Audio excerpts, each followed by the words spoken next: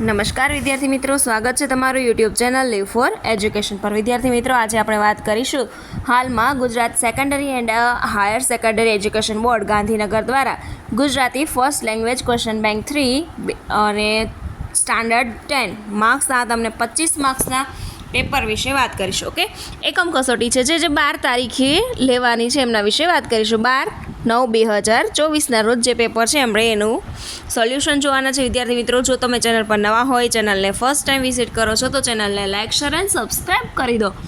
Notification bell icon press કરો જેથી કરીને બધી જ અપડેટ તમને પહેલાં સરળતાથી મળી રહે। તો ચલો સ્ટાર્ટ કરીએ। હવે અહીંયા વિભાગ એ ગદ્ય વિભાગ આપેલ છે, જેમાં કવિ, લેખક, લોક સાહિત્યકાર, કૃતિ અને પાત્ર સાહિત્યકારના પ્રકાર અંગે પરિચય આપવાનો છે। ઓકે, ચાલો જોઈએ। હવે તો નીચે આપેલ અ અને બ વિભાગ સાથે યોગ્ય જોડકા જોડો। પેલું કૃતિ છે અને એના કર્તા છે, તો ડાંગવનો અને તો આમાં કોણ આવશે? તો કે આમાં આવશે મહેન્દ્રસિંહ પરમાર। જ્યારે છત્રી છે તો એના લેખક કોણ છે? રતિલાલ બોરીસાગર। ઓકે, હવે આગળ અહીંયા પાત્ર અને કૃતિ આપેલી છે, કયા પાત્ર કેમાં આવે છે એમના વિશે વાત કરવાના છે। ચાલો જોઈએ। હવે તો જગદીશભાઈ છે જે છત્રી, જ્યારે કુંવર ડાંગવનો અને। ઓકે, હવે આગળ પાત્ર અથવા અહીંયા તમને આપેલ છે આ ટોટલ કૃતિ અને એવી રીતે તમને છે કે ભાઈ મેચ કરવાના છે। દુકાનદાર અને મહેન્દ્રસિંહ પરમાર। છત્રી લેવા રાજકોટ તો શું રશિયા જવું પડે? તો પણ જવું જોઈએ। આ ભોળી પ્રજાને આવું જીવન સત્ય કેમનું લાગ્યું હશે? સાહેબ, તમે ગઈ સાલ છત્રી લેવા આવેલા ખરા? દુકાનદાર। ઓકે, અને જે પરમાર છે એ આ ભોળી પ્રજાને આવા જીવન કેમ લાગ્યું હશે? ઓકે, હવે અહીંયા છે છત્રી હાસ્ય નિબંધ છે, જ્યારે ડાંગર એ નિબંધ છે।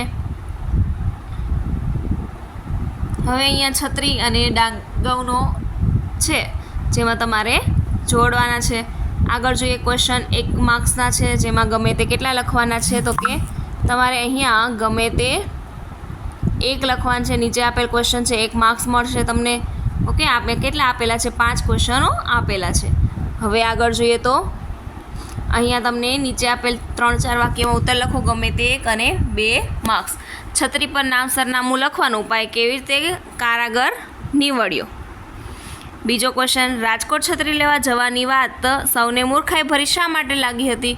ડાંગવનો અને કૃતિના લેખકની મુસાફરી યાત્રા શા માટે બની રહી?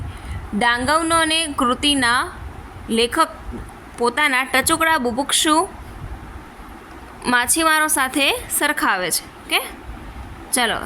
રાજકોટ છત્રી લેવા જવાની બાબતમાં લેખક શા માટે મક્કમ રહ્યા? પછી અહીંયા સવિસ્તાર સાથે છે,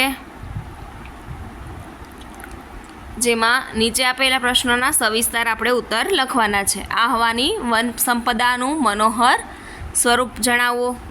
અહીંયા ટોટલ 5 ક્વેશ્ચન છે, ગમે તે 1 લખવાનો છે, અને માર્ક્સ કેટલા મળશે તમને? તો કે 3 માર્ક્સ મળશે। ગમે તે 1 લખેલ છે વિદ્યાર્થી મિત્રો, તો એમ નહીં કહેવાનું કે ભાઈ મને તે કંઈ નથી ગમતા। ઓકે, લખવાનું ફરજિયાત આવશે। હવે અહીંયા પદ્ય વિભાગ આપેલો છે, સેમ એવી જ રીતે જોઈએ। હવે અહીંયા માધવ દીઠો છે ક્યાંય, અને બીજું છે શિકારીને। ઓકે, તો આપણે અહીંયા જોડકા યોગ્ય રીતે જોડવાના છે। ચાલો સ્ટાર્ટ કરીએ। તો અહીંયા MCQમાં પહેલો વિકલ્પ છે માધવને દીઠો છે ક્યાંય। કર્તા અને કૃતિ આપેલી છે, જેમાં પહેલામાં શું આવશે? તો માધવ કોણે લખેલું છે? માધવને દીઠો છે ક્યાંય હરીન્દ્ર દવે। જ્યારે શિકારીને તો કે કલાપીએ। ઓકે, હવે કૃતિ જોઈએ। શિકારીને તો કે એ છે આપણે ઉર્મિગીત, જ્યારે માધવ દીઠો છે ક્યાંય એ પણ શિકારી છે એ ખંડકાવ્ય, જ્યારે માધવ દીઠો છે ક્યાંય ઉર્મિગીત। હવે આગળ જોઈએ ત્રીજો, માધવને દીઠો છે ક્યાંય, જે શું છે? તો કે અહીંયા મૂળ સંગ્રહ કઈ કૃતિ કેમાંથી લેવામાં આવી છે? તો આ આવશે વરસાદની મોસમ છે। જ્યારે શિકારીને તો કે એ કવિ કલાપીનો કેકારવ એમાંથી લેવાની છે। કલાપીનું પૂરું નામ જણાવો. રાધાની આંખમાં ઉદાસી હોવાનું કારણ જણાવો. અહીંયા તમને શું આપેલો છે વિદ્યાર્થી મિત્રો? ક્વેશ્ચન આપેલા છે. એક વાક્યમાં ઉત્તર છે, ગમે તે એક લખવાનો છે, 1 માર્ક્સ રહેશે. અહીંયા તમને 5 ક્વેશ્ચન આપેલા છે. તો શિકારી કાવ્ય કયા છંદમાં લખાયેલ છે? તો કે અનુછંદમાં લખાયેલ છે. ઓકે, તો અહીંયા તમને ક્વેશ્ચન આપેલા છે. વિભાગ સી જોઈએ. સંજ્ઞાઓ છે વિદ્યાર્થી મિત્રો. આ તમારું પ્રેક્ટિસ પેપર છે, ઓરિજિનલ પેપર. જ્યારે 12 તારીખે હું તમને એકદમ પહેલાં મળી રહેશે, તો ચેનલને લાઇક શેર અને સબસ્ક્રાઈબ કરી દો. નોટિફિકેશન બેલ આઇકન પણ પ્રેસ કરો, જેથી કરીને બધી જ અપડેટ પહેલાં તમને મળી રહે. ઓકે, ચાલો હવે અહીંયા આગળ જોઈએ. નીચેની સંજ્ઞાનો પ્રકાર જણાવો. સરઘસ, નર્મદા, આળસ, કાગળ અને આશ્રમ. કોઈ એક સંજ્ઞાને તમારે ઓળખી અને તેનો પ્રકાર જણાવવાનો રહેશે. હવે નીચે આપેલા વાક્યોમાંથી વિશેષણ શોધી અને તેના પ્રકાર જણાવવાનો છે. ઓકે, જે નામના અર્થમાં વધારો કરે તેને વિશેષણ કહેવાય છે. તો રૂપ કેવું છે? તો કે મનોહર. સાચવશું સુવાળા રંગ. તો અહીંયા આવશે સુવાળા. તમારી છત્રી ટકાઉ હશે જ. તો અહીંયા આવશે ટકાઉ. ભોળી પ્રજાને આવું જીવન સત્ય કેમ લાગ્યું હશે? તો પ્રજા કેવી છે? તો કે ભોળી. ડાંગીઓનું મોટું સરઘસ સામે મળ્યું. તો અહીંયા શું આવશે? મોટું. અહીંયા એવી રીતે ક્રિયા વિશેષણ દેખાડવા છે, જે ક્રિયા ચાલુ હોય છે એમના વિશે. ઓકે, અહીંયા જોડણી ભેદ અર્થભેદ સાથે આપણે જણાવવાનું છે. ઓકે, તો એમાં પણ કોઈ પણ કેટલા લખવાના છે? 1. શબ્દ સમૂહ માટે એક શબ્દ છે. આંખને ગમી જાય તેવું. તો કે નયન રમ્ય. તો શું આવશે? નયન રમ્ય.